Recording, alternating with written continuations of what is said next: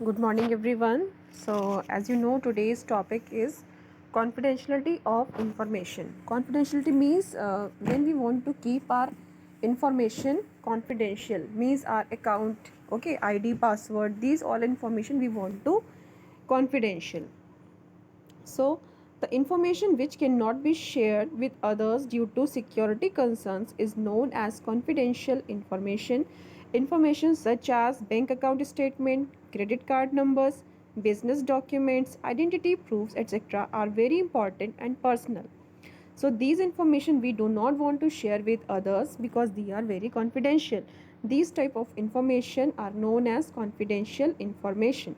Protecting this information from unauthorized access comprises a major part of confidentiality of information, as leaking of this information can cause financial loss. If we share these type of information with others, so we can face the financial loss. Identity loss means we can lose our identity, or privacy loss. Confidentiality of information ensures that only authorized users can access the sensitive data. Okay so इस type की information को हम क्या बोलते हैं? Confidential information, like our bank account number, credit card number, okay, our identity, business document, identity proof like our ID, password, these type of information we should keep safe. So here are some points by which we can keep this confidentiality information safe. First is build a strong password. As you know, we have done a password portion also, so we should keep our password very strong. Okay, इसको strong बनाने के लिए हम क्या क्या कर सकते हैं? The password should contain both uppercase and lowercase letter, as well as digits and punctuation. Punctuation means special characters like comma, semicolons, at the rate, okay, dollar sign. These all are known as punctuation. Should be at least 8 character long. आपका जो password होना चाहिए कम से कम 8 character long होना चाहिए. Should not be word in any language, slang, dialect or jargon. जो आपका password होना चाहिए कोई फेमस वर्ड नहीं होना चाहिए, कोई किसी भी स्लैंग नहीं होना चाहिए, कोई भी डायलॉग नहीं होना चाहिए, क्योंकि ये सारे पासवर्ड बहुत जल्दी क्रैक हो जाते हैं. Should not be based on personal information, names of family members and so on. जो आपके पासवर्ड्स हैं वो पर्सनल इन्फॉर्मेशन नहीं होनी चाहिए उसमें, या फिर आपके फैमिली मेम्बर्स के नेम नहीं होने चाहिए. Should not be hard to guess but easy to remember. इतना ज़्यादा हमें टफ भी नहीं बना देना है कि हम बहुत ज़्यादा हम उसको याद भी ना रख पाएँ. तो इस टाइप का होना चाहिए कि वो टफ भी हो और हम उसको याद भी रख सकें. Next is number 2 point is use multi factor authentication. Multi factor authentication means जब हम अपने आईडी को यूज़ करें तब हमारे पास 2 तरीके से ऑथेंटिकेशन होना चाहिए कि हम वैलिड यूज़र ही उसको यूज़ कर पाए. ठीक है, अगर आपने आईडी और पासवर्ड अपनी ईमेल आईडी बनाई है और उसका आईडी एंड पासवर्ड रखा है तो आप उसके वेरीफाइड यूज़र हो. आपके अलावा और कोई उसको यूज़ नहीं करना चाहिए. उसके लिए हमें क्या करना चाहिए? जैसे ही हम अपना आईडी पासवर्ड से अपने अकाउंट में एक्सेस करते हैं, तुरंत हमारे फ़ोन पर फ़ोन नंबर जो हमने रजिस्टर्ड किया है उस फ़ोन नंबर पे OTP आना चाहिए. OTP is one time password, okay, is use to cross check your identity. Means अगर आप खुद यूज़ कर रहे हो अपने ईमेल आईडी को तब आपके फ़ोन में पासवर्ड आना चाहिए, ओके. या फिर आपकी ईमेल पे वेरिफिकेशन मेल आनी चाहिए कि if you are using this email ID, तो आप ये बोलोगे येस, तब वो मेल आपकी ओपन होनी चाहिए. अगर कोई और आपके अलावा उस आईडी को एक्सेस करना चाहता है तब वो OTP भेजेगा. इट मीन्स आपके फ़ोन पर तुरंत OTP आ जाएगा जबकि आप उस ईमेल आईडी को यूज़ नहीं कर रहे हो. ठीक है, आपके मेल पर वेरिफिकेशन मेल आ जाएगी क्योंकि जबकि आप उस मेल को यूज़ नहीं कर रहे हो. इट मीन्स कोई और उसको यूज़ कर रहा है. ठीक है, तो आप इस तरीके से मल्टी फैक्टर मीन्स कई तरीक़ों से आप अपनी ईमेल आईडी को सेफ रख सकते हो, ऑथेंटिफिकेशन उस पर लगा सकते हो. Number 3, be suspicious of unsolicited email. जो हमारे मतलब के ईमेल्स नहीं होते हैं, जो फेक ईमेल्स होते हैं, उन पर हमें ध्यान नहीं देना चाहिए. उनको हमें तुरंत डिलीट कर देना चाहिए. उनको कभी भी रिस्पॉन्स या रिप्लाई या फॉरवर्ड आगे नहीं करना चाहिए. Okay, there are sites that seem to be legible. कुछ साइट्स ऐसी होती हैं जो आपको लगेंगी हाँ उनका जो उन्होंने ईमेल भेजा है वो बिल्कुल सही है, रियल है, ओरिजिनल. अब ओरिजिनल और फेक में डिफ्रेंशिएट नहीं कर पाओगे. उस टाइम पर आप उनका रिस्पॉन्स कर देते हो जबकि वो हैकर्स की साइट से भेजी हुई ईमेल होती है.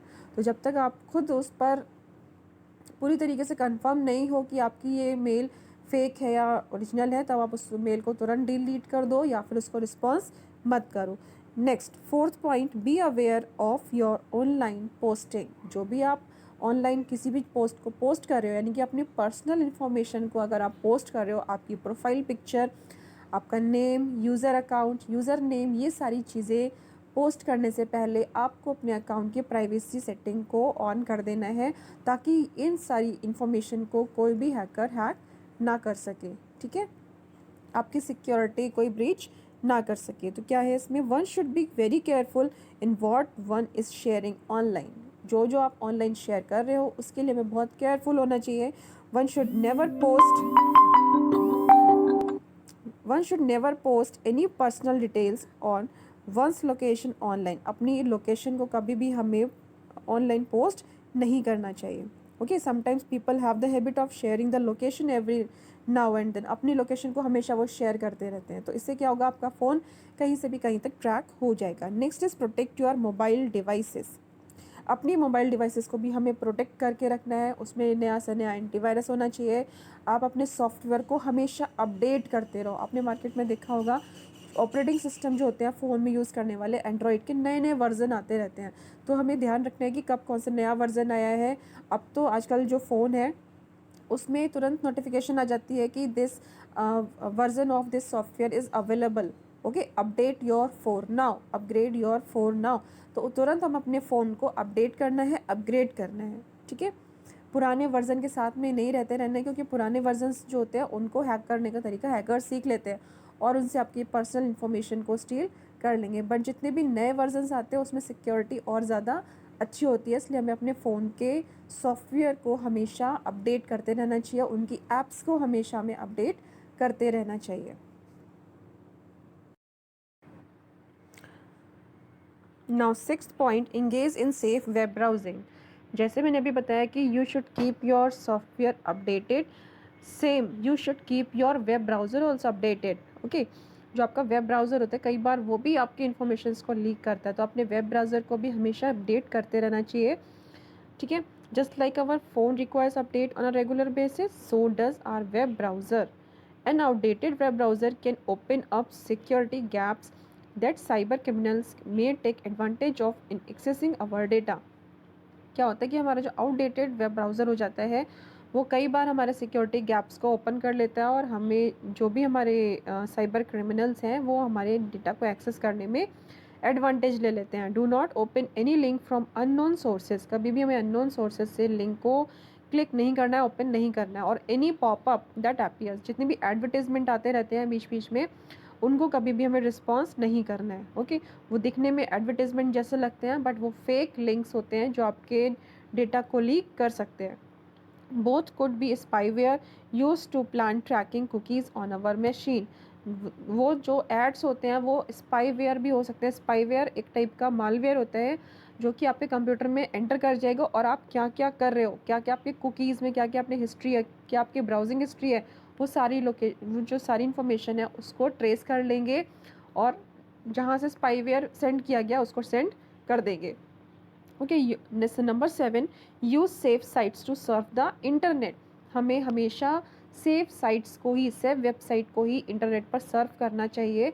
जब भी आप इंटरनेट को सर्व करने जाते हो, अब यहाँ पर देखो लिखा है HTTPS, तो आपकी जो URL बॉक्स होता है उसमें एक वेबसाइट का नाम लिखा होता है, लाइक आपने लिंक करना है www.onlinesbi.com। SBI is the name of bank, okay, and online SBI is the URL of the SBI bank, State Bank of India, okay।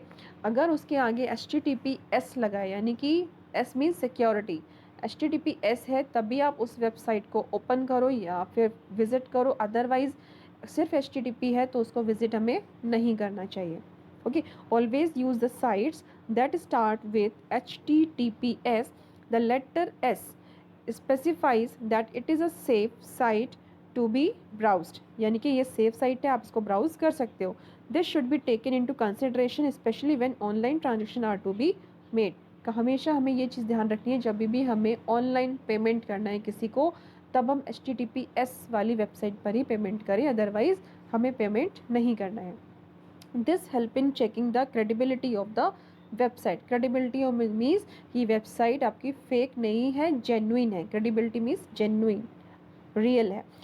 Number 8, use firewall. Firewall क्या होती है? जो आपकी जो जेन्युइन वेबसाइट्स नहीं हैं उनको ब्लॉक कर देती है।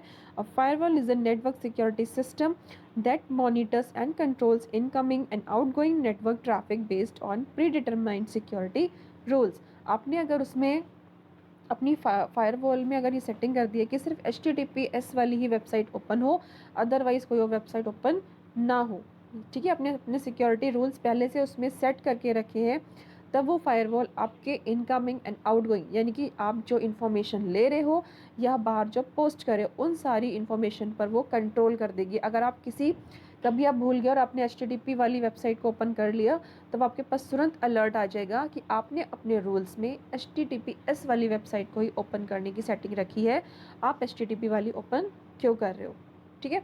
तो अलर्ट्स आ जाते हैं फायरवॉल की साइड से। तो we should always use firewall which is contained in the web browser. Now, number 9, avoid using computers in public. As I told you earlier also, we should not use our computer, we should not make our payment, we should not post anything online when we are using public server. Okay, जब हमें publicly हम use कर रहे होते हैं, wifi हमें मिल गया और हमने सब कुछ डाउनलोड करना स्टार्ट कर दिया फटाफट और अपनी पर्सनल इन्फॉर्मेशन को भी शेयर करना स्टार्ट कर दिया, ऑनलाइन पेमेंट किसी को करना है तुरंत हमने कर दिया, उस टाइम तो हमें वाईफाई फ्री मिल रहा है, बट आप कितने बड़े रिस्क के अंडर में आ गए हो, क्योंकि आपकी जो पर्सनल इन्फॉर्मेशन है वो सेंटर के वाईफाई के सर्वर पर स्टोर हो जाएंगी। लाइक अगर आप रेलवे स्टेशन गए हो और वहाँ पर आपने वाईफाई यूज़ किया, ठीक है, तो जो भी आपकी इन्फॉर्मेशन, जो भी आपने वहाँ पे डेटा सर्व किया है या फिर पेमेंट किया है, तो आपकी जो पर्सनल इन्फॉर्मेशन है like your bank account, credit card number, debit card number, ID, password, ये सारी चीज़ें आपकी रेलवे स्टेशन के सर्वर पर स्टोर हो जाएंगी और आपकी चीज़ें लीक वहाँ से हो जाएंगी। तो क्या है इसमें? Avoid using computers in public places like cyber cafe और labs to access private data like emails or sharing the private information like credit debit card details. In case you have to use a public system, make sure that आपको अगर public system use करना पड़ रहा है तो हमें हमेशा ध्यान रखना है private browsing option is use, हमें हमेशा प्राइवेट ब्राउजिंग यूज़ किया। लाइक मैंने आपको बताया था इनकॉग्निटो मोड में, अगर आप उस मोड में अपनी ब्राउजिंग करते हो तब आपकी जो इन्फॉर्मेशन है वो शेयर नहीं होगी। Always log out properly after the work is done. Log in करके हम छोड़ देते हैं कभी कभी अपनी IDs को, अपने बैंक अकाउंट्स को, तो वो हमें नहीं करना, हमेशा लॉग आउट करना है। Remove the account from the system after log out, हमें हमेशा अपने अकाउंट को रिमूव कर देना है लॉग आउट करने के बाद में। Never share any personal information, अपनी पर्सनल इन्फॉर्मेशन को कभी भी शेयर नहीं करना है। Never save any personal password on the system, system के ऊपर अपना पासवर्ड कभी भी सेव नहीं कराना है। डिलीट द ब्राउजिंग हिस्ट्री, अगर हमने फिर भी कुछ हमें ज़रूरत पड़ गई और हमने सर्फ कर लिया इंटरनेट को, तब अपनी जो ब्राउजिंग हिस्ट्री है उसको हमें हमेशा डिलीट करके रखना है, ठीक है। तो ये सारे की पॉइंट्स थे सेफ़ ब्राउजिंग करने के लिए, अपने डेटा को प्रोटेक्ट रखने के लिए, अपनी कॉन्फिडेंशियल इन्फॉर्मेशन को सेफ रखने के लिए। Okay, so that's for all, thanks.